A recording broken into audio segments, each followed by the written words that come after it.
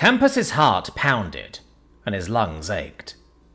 He pushed Jacquard harder as the muffled sound of gunfire grew louder. "Move! Go, go, go! We're almost there!" Campos spat. They shouldn't have left them in that building. He was so concerned about the salvage party that he didn't even think about the group they left behind.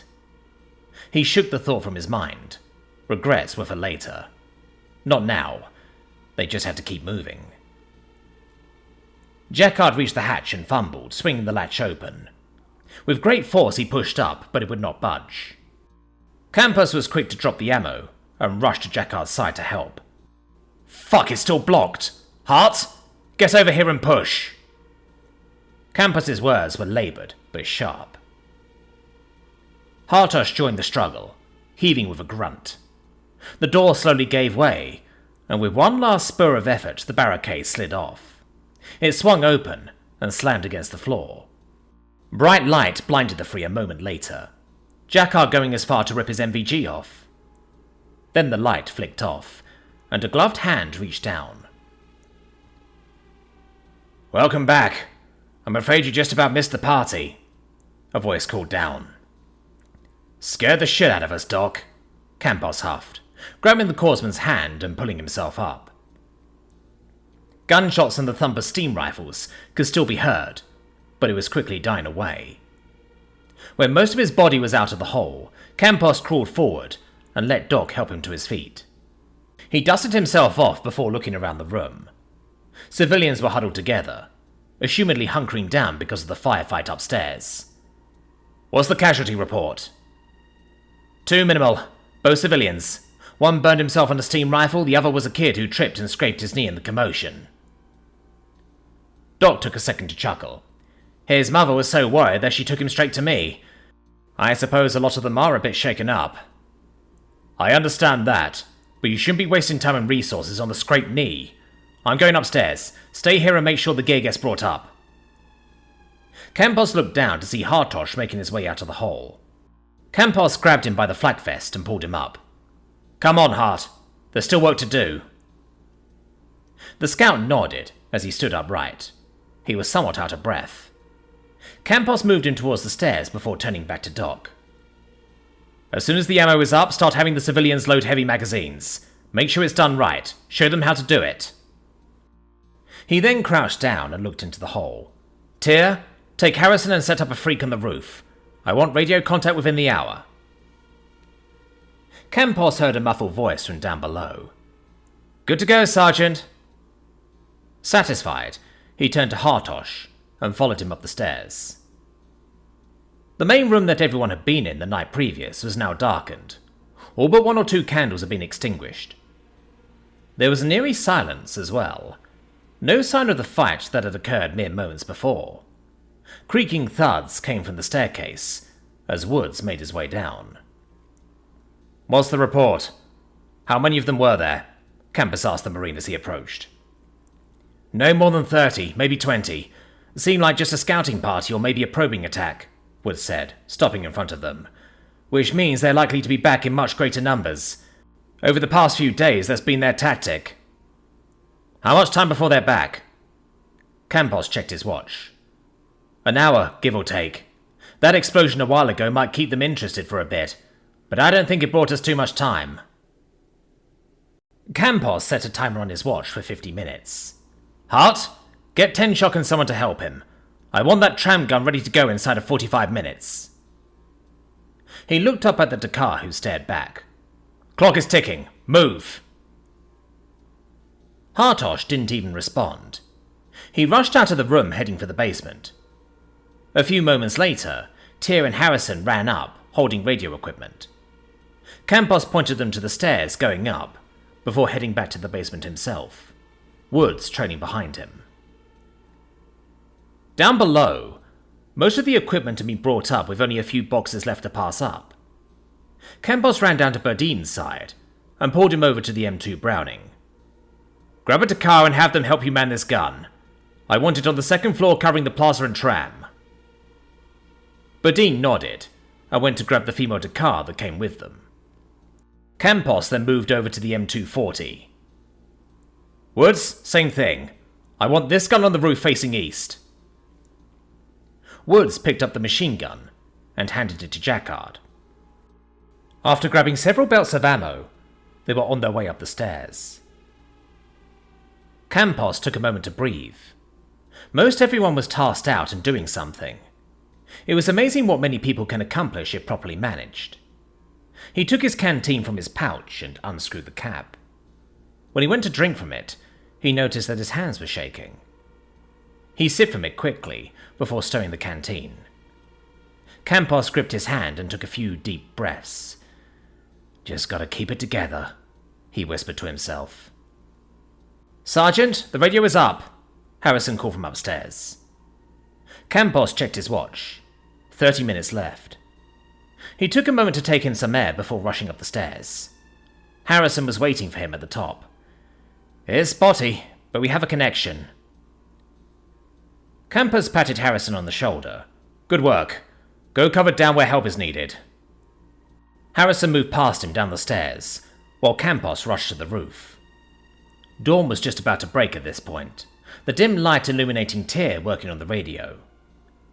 Campos trotted over and took a knee. He grabbed the handset from Tyr and turned towards him. "What's the COC's call sign?" "Whirlwind, Sergeant," Tyr reported. Campos placed the handset to his ear and depressed the button. "Break, break, break! Whirlwind, this is Snow 2. Do you copy? Over." A few seconds passed before a staticky and distorted voice came back. "Snow 2. Whirlwind, you're coming in. Open but readable.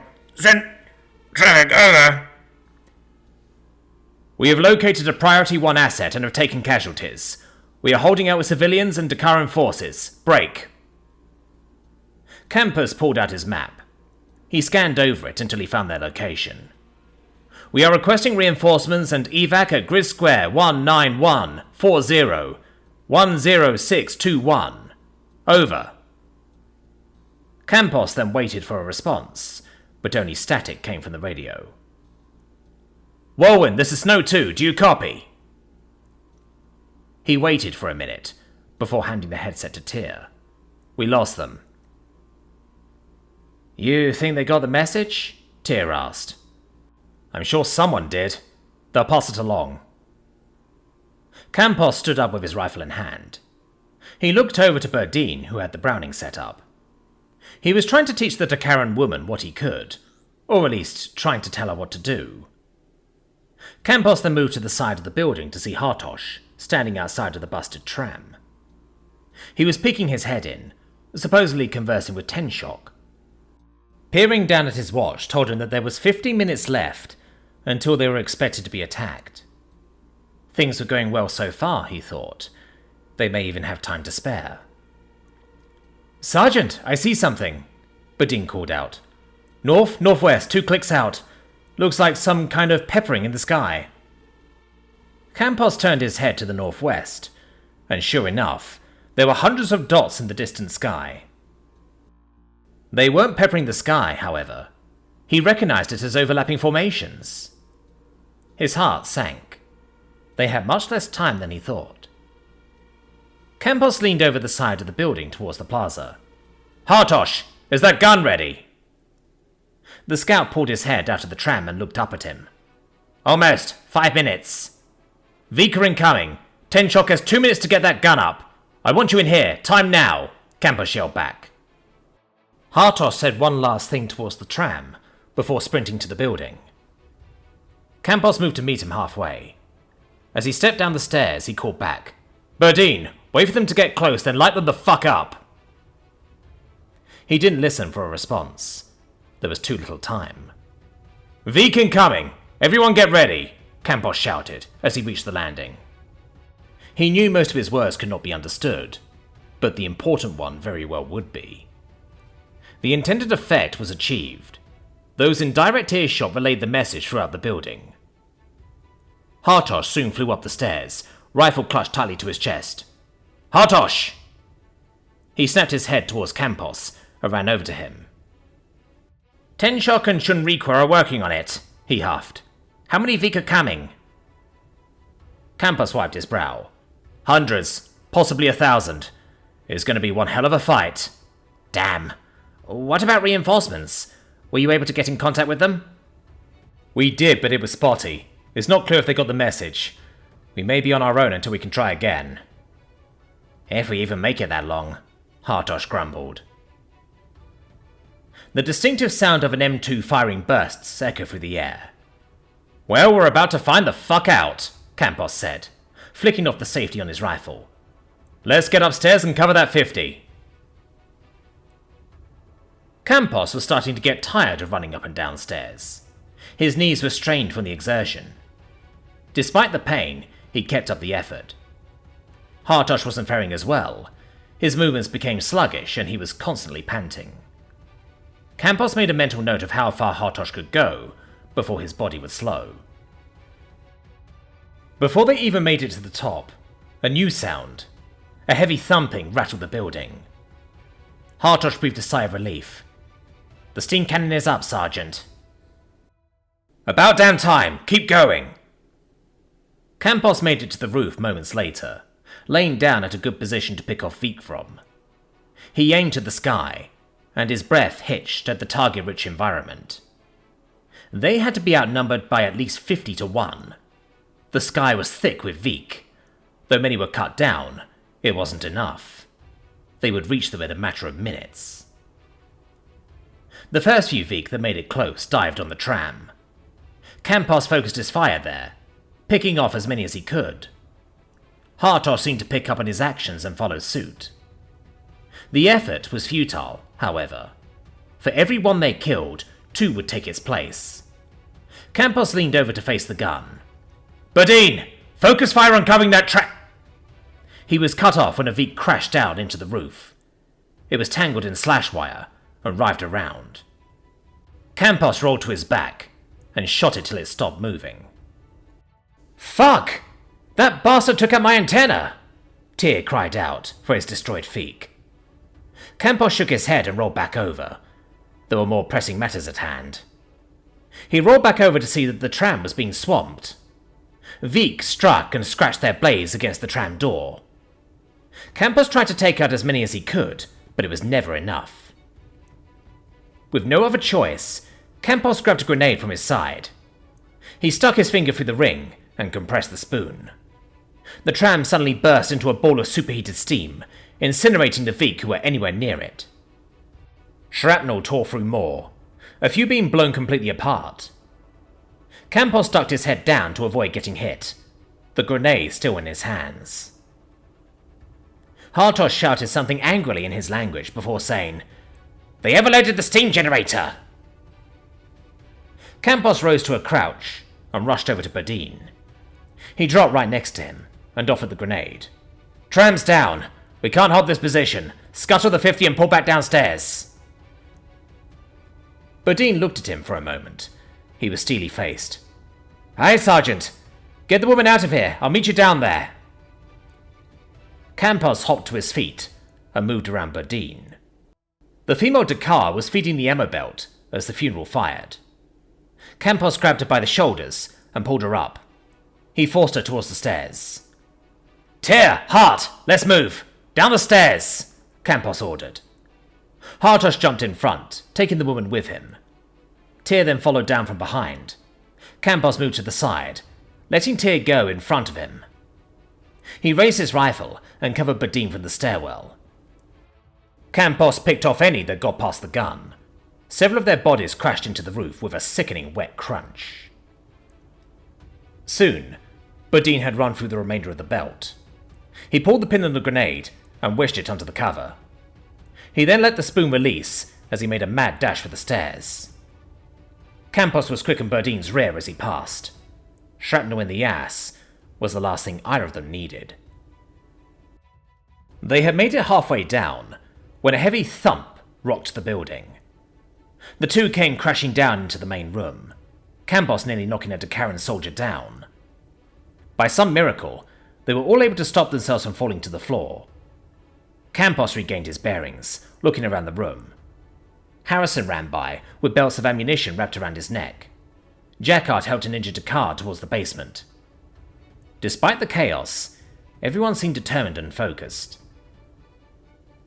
Campus's watch beeped, alerting him that his timer had finished.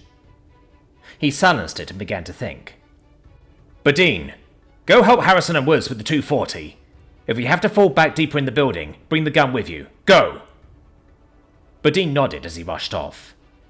Campos spotted a Dakaran soldier running to a door. The squad leader followed him to one of the outer rooms. In the other room, he saw several Dakar and Saunders manning windows. Campos shuffled over to an empty window. He slammed the butt of his rifle through the glass, shattering it. He took aim and fired into a group of Veek. He could only dispatch a few before he had to reload, however.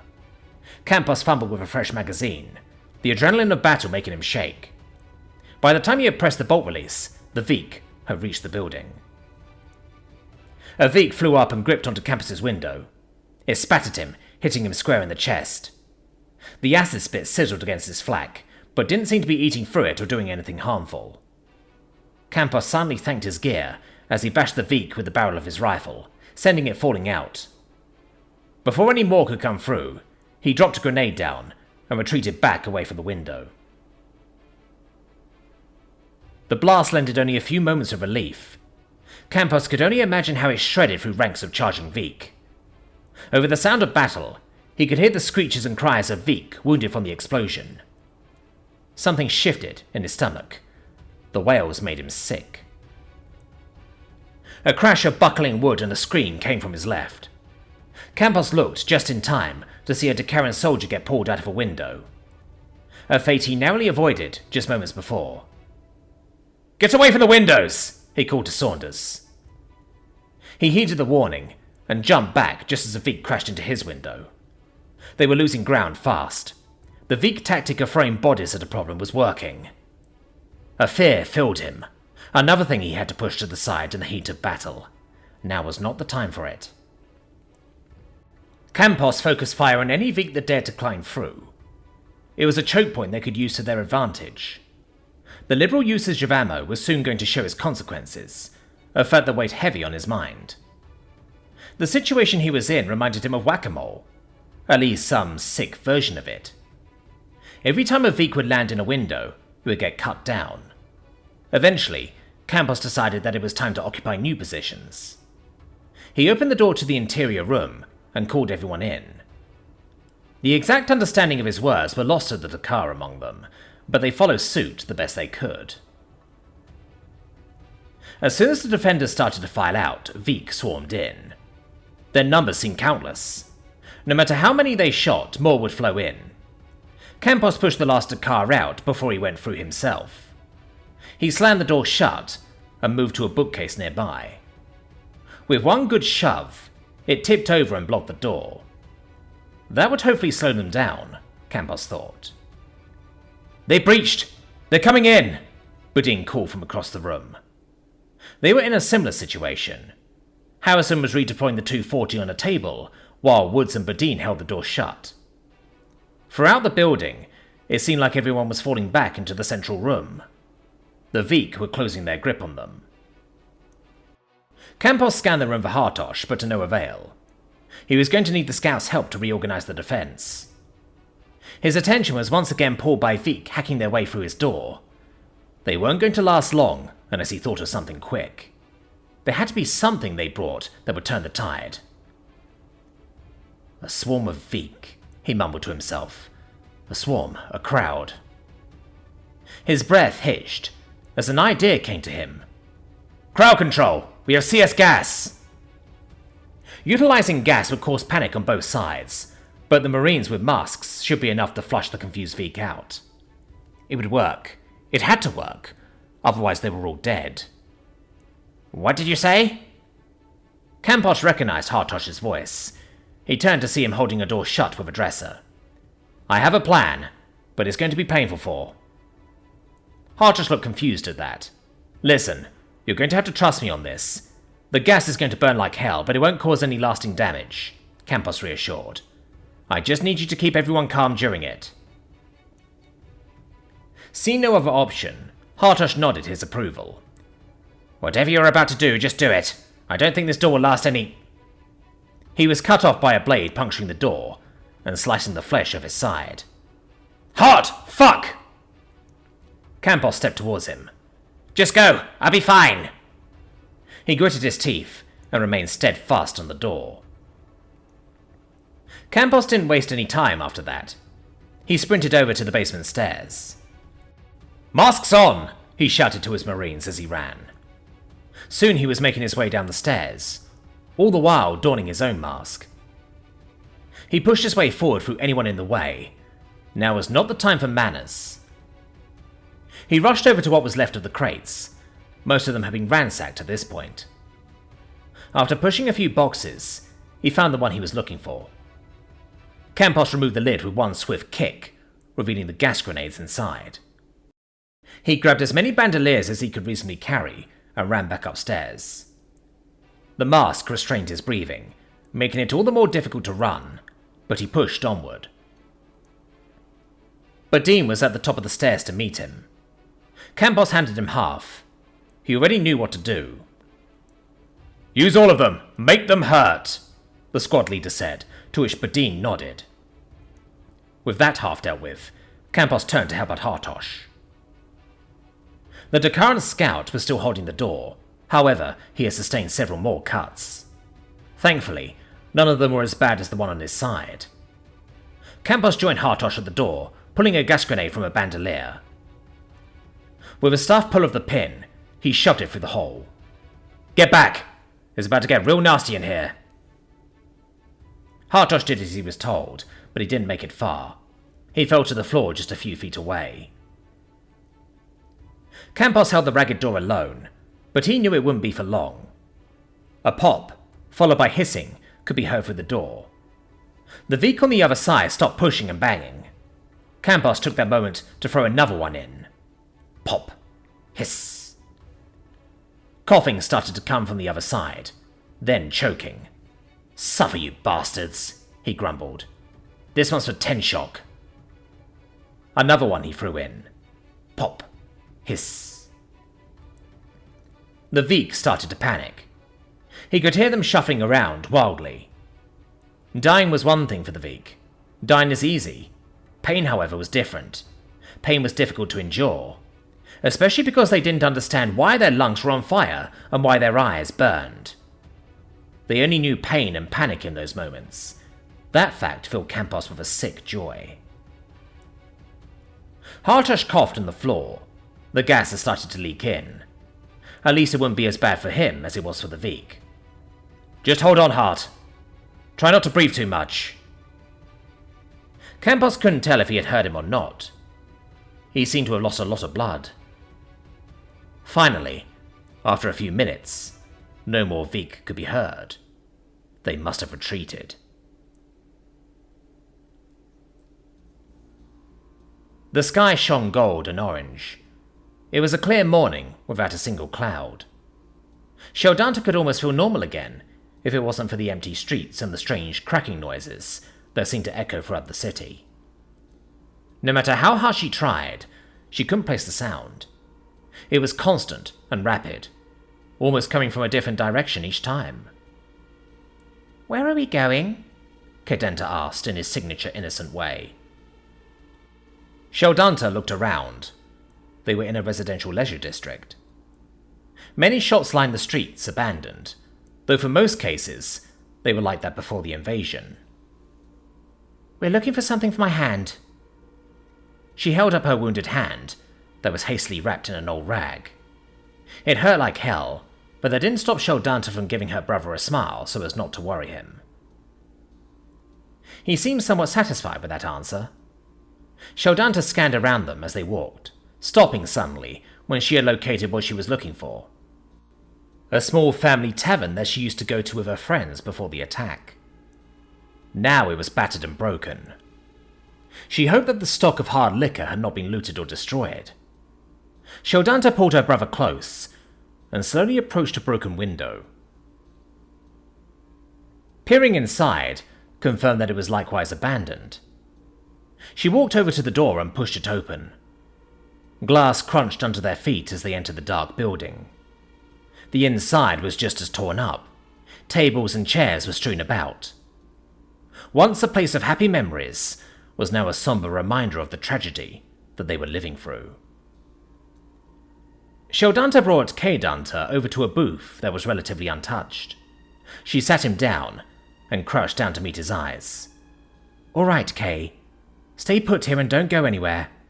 If you see or hear anything, come get me as quickly and quietly as you can. Okay?" K-Dunter nodded his head, absent-mindedly scratching a claw on the table. When Sheldanta stood to search the back, her brother squeaked out, "I love you, Shell." She stopped, smiling down at him. "I love you too, bud," she said, as she ruffled his hair. "Now stay put. Remember what I told you." "Okay," he whispered. Sheldanta gave him one last smile before sneaking into the back. She fumbled through the dark until she came to a shelf full of bottles. She picked one up and opened it. A quick sniff revealed that it was just ale. A quick inspection around the room led her to an open crate. She stuck her hand in and pulled out a large bottle. When Sheldanta smelled this one, her nostrils burned, causing her to pull it from her snout and cough. This would be perfect for her uses. She then stepped back out to the main area and walked behind the bar. Setting a bottle down, she looked at her hand. With a sigh, she unwrapped the bloody rag to inspect the wound. It still bled, but through the blood she could see that it was already becoming infected. Fearing what had to be done next, Sheldanta grabbed a clean rag from the counter and stuffed it into her mouth. She gripped the bottle, staring at it and the wound with hesitation. Before she could convince herself not to, she turned the bottle over and splashed the alcohol onto her hand. Her arm jerked and her tail curled, but she continued. Tears flowed down her face as she cleaned the wound. What was only a few moments felt like an eternity of pain. Then she stopped.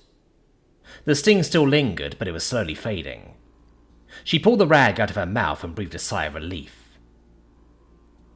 Sheldanta wiped the tears from her face and looked for another clean rag. Crouching down, she found a full box of them. She grabbed one that looked clean and stuffed a few extra in her pocket in case she had to replace the bandage. She neatly wrapped the rag around her hand and tied it tight. She gave it a slight tug, making sure it was secure. Before she could return to her brother, however, something caught her eye in the bottle of liquor. The liquid rippled as if something had dropped into it. The ripples slowly grew more violent, and she now felt a rumbling in her chest. A quake was the first thing that went through her mind, maybe some kind of collapse. Sheldanta rushed over to where her brother was supposed to be sitting, to find him missing. "Damn it, Kay, why now?" The rumble could now be heard. Sheldanta looked around frantically. It did not take her long to see K-Dunter standing in the middle of the street. She wasted no time in rushing out of the building, almost tripping on an overturned table. As soon as she burst out the door, the rumble's sound became more clear. It sounded more akin to a growl, squeaking metal, and a steady clacking. She swept K-Dunter in her arms and turned to retreat, but movement from the corner of her eye froze her before she could run. A large metal thing crawled its way from an alley onto the street. It stood 4 or 5 meters tall. It roared and growled like a hungry beast, and it turned her head straight for them. Sheldanta wanted nothing more than to run, but her legs would not move. The metal monster approached them with shocking speed. She squeezed her brother, bracing for it to eat them whole. The thing screeched.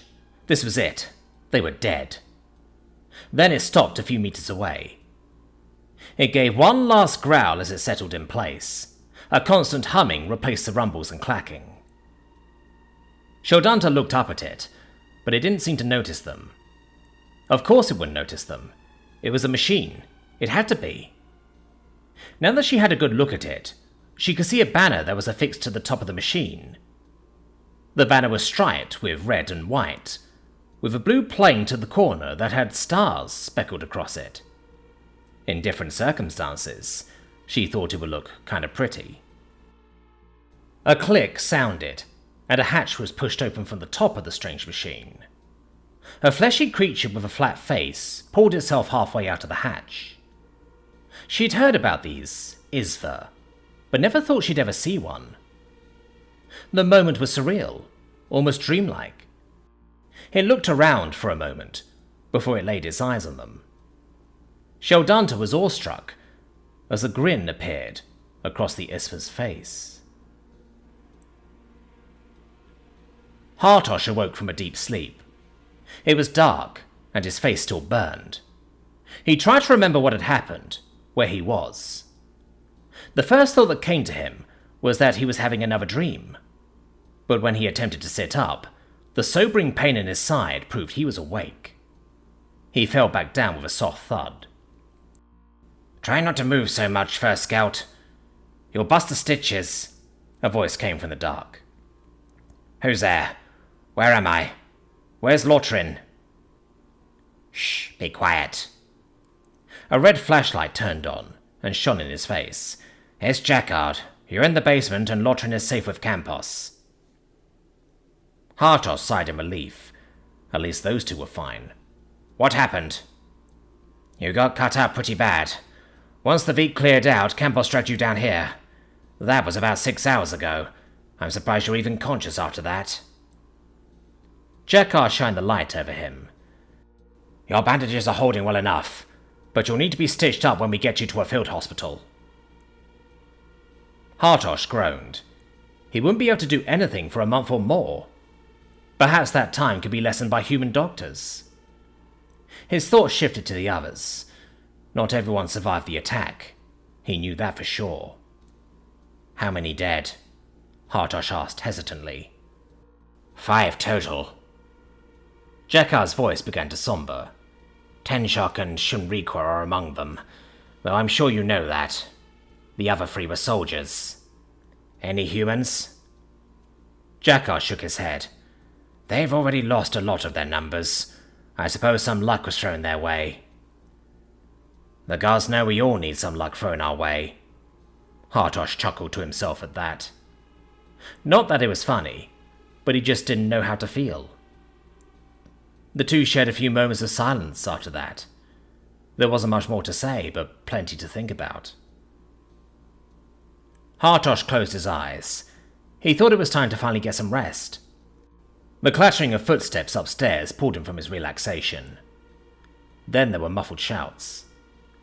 Hartosh opened his eyes to see Jacquard, who had noticed it too. I'm going to see what's going on, the medic declared. You sit tight here. Before Hartosh could protest, Jacquard was already gone. He laid his head back down, listening to the ruckus from above. It worried him, but when a familiar sensation pounded his chest, his heart began to race. The unmistakable chopping sound followed soon after. He shot up, forgetting that his side was still very much cut open. Hartosh yelped and fell back down. Consciousness began to slip him again. He barely noticed as Campos came rushing down the stairs. The more badly wounded first. His words were fleeting. Get Hartosh on a bird. The squad leader was kneeling next to him now. Is that what I think it is? Have they come to save us? Hartosh asked weakly. We're gonna get you home, bud. Just hold on. This is gonna hurt. Campos's words barely registered, until a sharp pain filled his side. He cried out, but it only lasted a moment as he was lifted onto a stretcher. In the new moment of sobriety, he saw that he was surrounded by a few human faces that he did not recognize. They wore black helmets that obscured their eyes with opaque glass. Hartosh grabbed Campos's arm, a familiar face. Where is Lotrin? I'm not leaving until she does. Campos pulled his hand off and set it back down. She's going to be on the next trip with me. We got to make sure you get treatment first. As they carried him away, Campos followed. She'll be safe. It's safe now. Is it over? Did we win?